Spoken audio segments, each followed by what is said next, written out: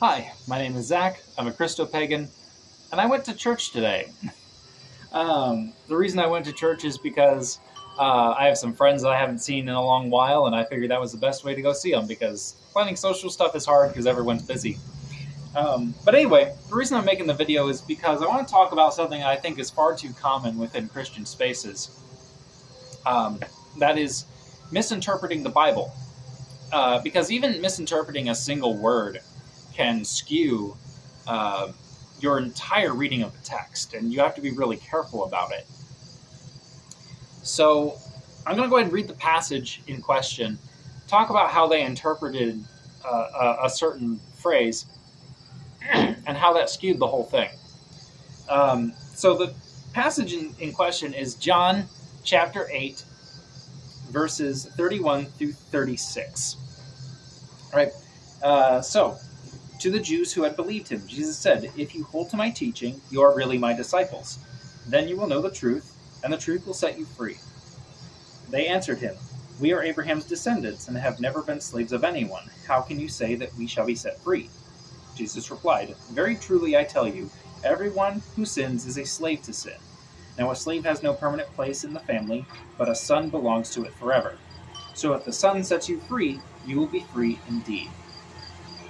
So, what did they misinterpret? Well, they misinterpreted the phrase, hold to my teachings. I don't know what translation they were using, but their translation said, if you abide in my word.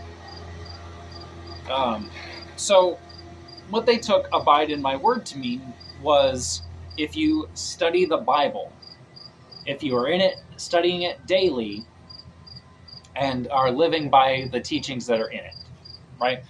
That's what they interpreted, or at least the pastor anyway. That's what the pastor interpreted that phrase to mean. Abide in my word. And so the whole message was this whole tirade of what a real Christian is. Talking, basically, it was a whole bunch of No True Scotsman arguments saying, real Christians do this, real Christians don't do this, that sort of thing, right? That was the whole thing, essentially. But I think it's a little more obvious from this particular translation of what Jesus was actually trying to say, which was not, if you study the Bible every day, then you are my disciple. He couldn't have said that, if you think about it logically, because the Bible, as we have it now, didn't exist at the time of Jesus. It wouldn't exist for a few hundred years until after Jesus' death. Even the books that this was written in wouldn't have existed for at least, I think, like 50 to 100 years, something like that. I can't remember exactly when they were written. But basically the point is it's a long time. So if you're looking at this as like this is literal, right? This is literally what happened. And even if you're viewing this as Jesus is literally God and he's omniscient and he knows that one day what he's saying will be put into a book that people will read, even if that was all true, he still can't be talking about this. I mean, if he is, then otherwise he's a complete dick. Because the people who he was talking to in that passage wouldn't have access to the Bible. They just wouldn't, because it wouldn't exist. And so when he says, abide in my word, he's talking about his teaching. That's like the only thing that they would have equated to my word is his teaching. Because he was around teaching, preaching, all that stuff, talking about the way that you should live. And so he's basically just saying, hey, if you live the way I say you should live, then you're my disciple. It's like, yeah, obviously, if you're following his teachings, you're his disciple. I feel like it's pretty simple to understand, but of course, with Christians, they want to have everything, with this book be all interconnected because they believe it's univocal and has one clear message. And one, like author behind the scenes, that God influenced all these authors and stuff and whatnot. but like the fact of the matter is that there's contradictions in this, and it doesn't all line up. And so I find it kind of just,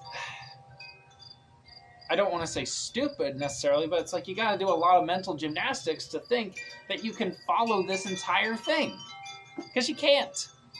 You can't. There's contradictions. Even between the 4 Gospels, there's contradictions.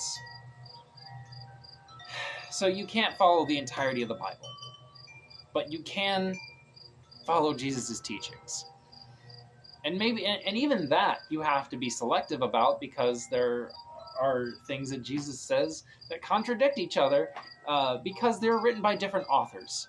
And they were trying to convey different things to different people.